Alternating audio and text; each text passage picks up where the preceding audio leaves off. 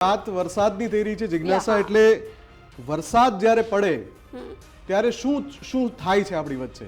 આજે જે મુદ્દાની વાત, જે વિષયની વાત કરવી છે કે કેવી રીતે આપણું તંત્ર જે છે એ હંમેશા દર થોડા દિવસે યાદ અપાવે છે કે એમની બુદ્ધિનું સ્તર કેટલું છે. એકાદ વાર થઈ જાય અને કોઈએ ભૂલથી કરી નાખ્યું હોય તો એ ઠપકો મળ્યા પછી એમાં સુધારની સંભાવના રાખી શકાતી હોય, જોઈ શકાતી હોય. પણ વારંવાર જ્યારે આવી ઘટનાઓ બને ત્યારે આપણને એમ સવાલ થાય કે આ જે તંત્ર છે એ બુદ્ધિનું પ્રદર્શન કરે છે કે પછી મગજ વિનાના લોકો જ એકઠા થયા છે. ભલે આકરા લાગે આ શબ્દો, કેમ કે તમે પ્રજાના નાણાંનો વ્યય કરો છો, સરા જાહેર કરો છો, રસ્તા વચ્ચે કરો છો પ્રજાના નાણાંનો વ્યય, અને ભર વરસાદે કેવો ગોલમાલ થયો છે. અલગ અલગ દ્રશ્યો બતાવવા છે કે ક્યાં એવી તસવીરો સામે આવી જેનાથી એ ખબર પડે કે આ જે તંત્રના બાબુઓ છે અને જે લોકો આ કામગીરીમાં સામેલ છે એ કેટલી ચિંતા કરે છે. બે દ્રશ્યો, એક તો આજનું જ તસવીર છે નવસારીની. નવસારીમાં રસ્તાનું કામ ચાલી રહ્યું છે અને સાથે વરસાદ ચાલુ છે. આ રીસર્ફેસિંગનું કામ છે. હવે કોઈ નિષ્ણાત હોય તો આમાં પ્રકાશ પાડી શકે કે જ્યારે વરસાદ પડી રહ્યો છે અને નીચે જ્યાં રીસર્ફેસિંગ થઈ રહ્યું છે ત્યાં પાણી ભરેલું છે. તમને દેખાતું હશે, મારી બાજુમાં જે આ જે વિન્ડો છે એમાં દેખાય છે કે પાણી ભરેલું છે. એમાં એ લોકો રીસર્ફેસિંગ કરી રહ્યા છે. એમને ડામરનો જે આખો જથ્થો, અને જો એમાં ધુમાડો નીકળાય છે એટલે દેખાય પણ છે કે ડામર સાથે કપચીનું જે મિશ્રણ કરીને નાખે છે રસ્તા ઉપર રીસર્ફેસિંગ કરવા માટે. એ જે લોકો કરી રહ્યા છે પણ બિંદાસ કરી રહ્યા છે. સામેથી કોઈ વ્યક્તિ શૂટ પણ કરી રહ્યું છે, પણ એમને ખબર છે કે પ્રજાએ મોં પર પટ્ટી બાંધી દીધી છે, પ્રજા મૌન છે. એટલે આવા જે શાસકો અને એવા શાસકોની નીચેનું આવું બુઠ્ઠું તંત્ર બુદ્ધિ વગરનું એ આવા કામ કરે જાય છે. અને આ કેમ કરે જાય છે કહું છું, એની માટે તમે બીજી તસવીર જુઓ. જે બીજી તસવીર છે આ ગયા મહિનાની છે, 1 મહિના પહેલાની આ તસવીર છે. 20 ઓગસ્ટની મોરબીના હળવદની આ તસવીર છે. ત્યાં પણ વરસાદનો માહોલ છે, પાણી ભરાયેલા છે અને કોન્ક્રીટ જે આરસીસી રોડ છે એનું કામ ચાલી રહ્યું. તમે જોઈ લો કઈ રીતે પાણી ભર્યું છે. એમાં જ તે એ સિમેન્ટનું એ નાખી, મિશ્રણ નાખી અને આરસીસી રોડનું કામ ચાલી રહ્યું છે. એટલે આ લોકોને આદત છે, આ લોકો ભૂલ નથી કરતા, આ કોઈ ચૂક નથી. આ લોકોને આદત છે. આદત એવી છે કે પૈસા પ્રજાના છે, પ્રજાએ મૌન સેવી લીધું છે, આપણને કોઈ કહેવા વાળું નથી અને નાણાં આપણા ખિસ્સામાંથી ક્યાંથી જાય છે. એટલે આ રીતના દ્રશ્યો આ લોકો સર્જતા રહે છે. આ બુદ્ધિનું પ્રદર્શન કરતા દે. આ લોકોને એવું છે કે આમાં ફરક શું પડે છે, અમને પૂછવા વાળું કોણ છે. જ્યારે એ દ્રશ્યોનું શૂટ થતું હોય ને તો પણ એમને ચિંતા નહીં થતી કે હવે આપણે આપણા આમાં શું કોન્ટ્રાક્ટર અને નેતાઓ બંને જે એકઠા થઈને જે આ કરે છે, નેતાઓના આશીર્વાદથી કોન્ટ્રાક્ટ મળે અને આ બધું જગ જાહેર છે, આખા ગુજરાતમાં ઠેર ઠેર ચાલી રહ્યું છે. નેતાઓના આશીર્વાદથી કોન્ટ્રાક્ટ મળે અને પછી એ કોન્ટ્રાક્ટર કેવા છાકટા બનીને પ્રજાના પૈસા આવી રીતે ભર વરસાદે વેડફે, એના પુરાવા જેવા દ્રશ્યો છે. હવે જે બીજા દ્રશ્યો છે જિજ્ઞાસા સુરતના છે. બિલકુલ બિલકુલ આગળ જે પ્રકારે બુદ્ધિનું પ્રદર્શન થયું, માર્ગ મકાન વિભાગની બેદરકારી કહીએ કારણ કે તંત્ર ચૂપ હતું. હવે સુરતમાં કંઈક અલગ જ દ્રશ્યો સામે આવ્યા છે જેમાં કેમિકલ માફિયાઓ બેફામ થયા છે અને એમને કહેવા વાળું કોઈ નથી. જાણે તંત્રની મીઠી નજર હોય એ પ્રકારના દ્રશ્યો છે. પહેલા તો આ બંને દ્રશ્યો જુઓ, લિંબાયત વિસ્તારના છે. ડાઇંગ મિલો સામે કોઈ જ કાર્યવાહી નથી અને કેમિકલ યુક્ત પાણી છોડવામાં આવી રહ્યું છે. હવે આ કેમિકલ યુક્ત પાણી છે રહેણાંક વિસ્તારમાં છોડવામાં આવ્યું છે. ત્યાંથી લોકો મોટી સંખ્યામાં પસાર થાય છે, લોકો ત્યાં રહે છે. જો લોકો આ ગંદા પાણીમાંથી, કેમિકલ યુક્ત પાણીમાંથી પસાર થાય છે તો ચામડીના રોગો પણ થાય છે. અનેક વખત લોકોએ રજૂઆત કરી છે. એવું નથી કે લોકો દ્વારા આ બાબતે તંત્રને ધ્યાન નથી દોરવામાં આવ્યું, ધ્યાન દોરવામાં આવ્યું છે. તેમ છતાં પણ પાલિકા અધિકારીઓ ચૂપ છે. મિલ સંચાલકો સામે કોઈ જ કાર્યવાહી નથી કરી અને સાંઠગાંઠ હોય એવું લાગી રહ્યું છે. કારણ કે પાંડેસરા વિસ્તારમાં પણ આ જ પ્રકારના દ્રશ્યો છે. ત્યાં તો ડ્રેનેજ મારફતે પાણી છોડવામાં આવી રહ્યું છે. જ્યાં વરસાદી પાણીનો ભરાવો થયો છે ત્યાં જ ડ્રેનેજ મારફતે કેમિકલયુક્ત પાણી છોડવામાં આવી રહ્યું છે. એમને એવું છે કે લોકોને ખબર નહીં પડે, પાણી મિક્સ થઈ જશે અને એમનો બચાવ થઈ જશે. પરંતુ આ સ્પષ્ટ દેખાઈ રહ્યું છે. પાંડેસરા વિસ્તારના દ્રશ્યો છે, ગોવિંદનગરના વિસ્તારના દ્રશ્યો છે કે જ્યાં વરસાદી પાણીની અંદર જ કેમિકલયુક્ત પાણી છે ડ્રેનેજ મારફતે ભેળવવામાં આવી રહ્યું છે. સ્થાનિક લોકોએ અવારનવાર આ મામલે રજૂઆત કરી છે, પરંતુ તંત્રએ ના લિંબાયત વિસ્તારમાં કોઈ કાર્યવાહી કરી, ના તો પાંડેસરા વિસ્તારમાં કોઈ કાર્યવાહી કરી છે. લોકો હવે ત્રાસી ગયા છે, કહી રહ્યા છે કે તંત્ર સાંભળતું નથી. તંત્ર અને આ જે મિલ માલિકો છે એમની મિલી ભગત છે એવું એમને જણાવી રહ્યા છે, કારણ કે ચામડીના રોગો થવાની પણ અહીં મુફદ્દલ પૂરેપૂરી શક્યતા છે. જો જિજ્ઞાસા એક ચોક્કસ વ્યવસ્થા બનાવેલી છે અને વ્યવસ્થા પ્રમાણે કામ થઈ રહ્યું છે કે નહીં જોવાનું કામ જીપીસીબીનું છે. ગુજરાત પોલ્યુશન કંટ્રોલ બોર્ડના નોર્મ્સ છે. જે ડાઇંગ મિલ ચાલે છે સુરતની અંદર, આપણને ખબર છે કે ટેક્સટાઇલનો ખૂબ મોટો ઉદ્યોગ છે, ડાઇંગ મિલો ખૂબ મોટી સંખ્યામાં છે, પણ એ ડાઇંગ મિલમાં જ્યારે કેમિકલ યુક્ત પાણી જે બગાડ છે એનો નિકાલ કરવાનો હોય તો એની એક ચોક્કસ વ્યવસ્થા બનાવેલી છે. પણ આ દ્રશ્યો આપણને કેમ જોવા મળે છે? એટલા માટે કે આ ડાઇંગ મિલના જે ચલાવનારા છે એમની વચ્ચે વચ્ચે કેમિકલ માફિયાઓ પણ છે સુરતમાં. અને આ કેમિકલ માફિયાઓ સુરતના તંત્રને અને જીપીસીબીને પોતાના ખિસ્સામાં સમજે છે. આ કેમિકલ માફિયાઓને લાગે છે કે નોર્મ્સ કી એસી કી તેસી, ભલે રસ્તા વચ્ચે પાણી નીકળે તો આપણને શું ફરક પડે, કેમ કે અગેન આ લોકો પાસે બંડલનો એક કહેવાય ને કે એની પાસે વિઝાર્ડ છે.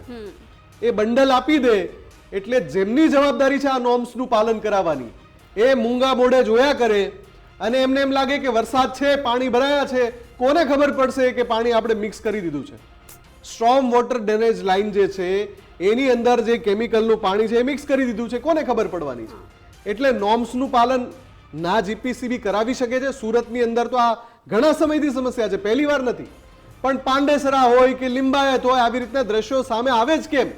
એટલા માટે આવે કેમ કે આ ખાઈ બદેલાઓ ભેગા થયા છે અને આ ખાઈ બદેલાઓને કોઈનો ડર નથી. કેમિકલ માફિયાઓએ બધાને છેક ઉપર સુધી ખરીદી લીધા છે. નેતાઓ સુધી, નેતાઓના ખિસ્સા ભરાય છે, તંત્રના જવાબદાર બાબુઓના ખિસ્સા ભરાય છે, જીપીસીબીના ખિસ્સા ભરાય છે.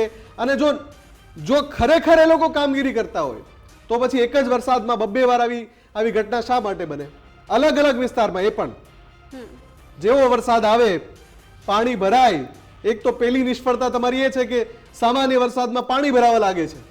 નામ આપો છો તમે ડાયમંડ સિટીનું અને હાલત જુઓ, થોડો વરસાદ આવે એટલે પહેલા તો તમે ખાડીપુરની સમસ્યાથી જે રીતે સુરત ગ્રસ્ત છે અને એ પછી જ્યારે સામાન્ય વરસાદ આવે તો આ રીતે ગમે તે વિસ્તારમાં પાણી ભરાઈ જાય છે.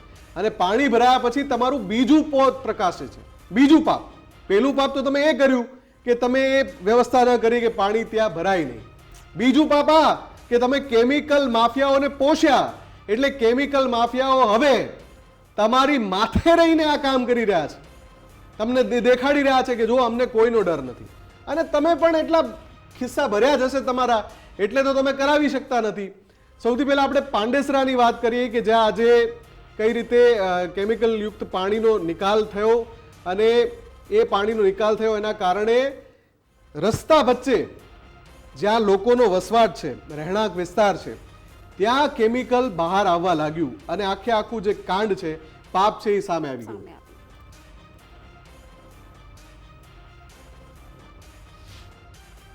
ये पानी जो समस्या तो मच्छर होता है, आपको कारीगर लोग परेशान होते हैं. मच्छर होता है, डेंगू होता है, मलेरिया होता है, पीने का पानी होता है उसके अंदर भी जाता है. पीने का पानी कलर मिक्सर होता है तो 1 घंटा वेट करना पड़ता है कारीगर लोगों को, यहाँ के विस्तार लोगों को. उसके बाद पानी भरना पड़ता है. क्या चाहते हैं सरकार को? क्या अपेक्षा है? सरकार को बोले दिल्ली से निवेदन करे तो इसको सब बना के बराबर कंप्लीट करो. ये हर बारिश में होता है. ये किस चीज का पानी है? ये सब डाइंग खाते वालों का और क्या है. સુરતમાં પડેલા ભારે વરસાદના કારણે અનેક વિસ્તારોમાં વરસાદી પાણી ભરાવાની સ્થિતિ સર્જાઈ હતી. જોકે તેનો લાભ કેટલાક કેમિકલ માફિયાઓ દ્વારા છે તે ઉઠાવવામાં આવ્યો છે અને વરસાદી પાણીની સાથે સાથે જે કેમિકલ યુક્ત પાણીનો નિકાલ કરવામાં આવી રહ્યો છે.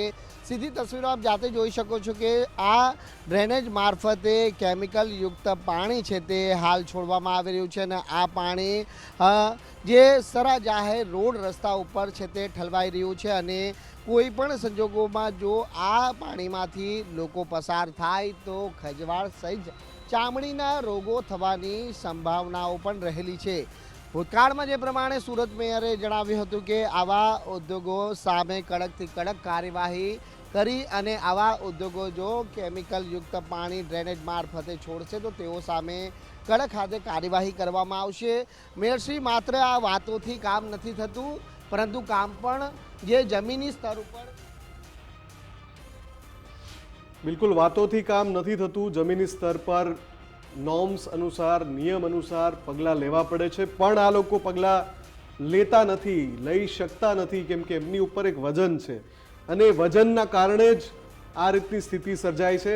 ભલે લોકોને જે થવું એ થાય, લોકોના આરોગ્યની જે સ્થિતિ થવી હોય થાય.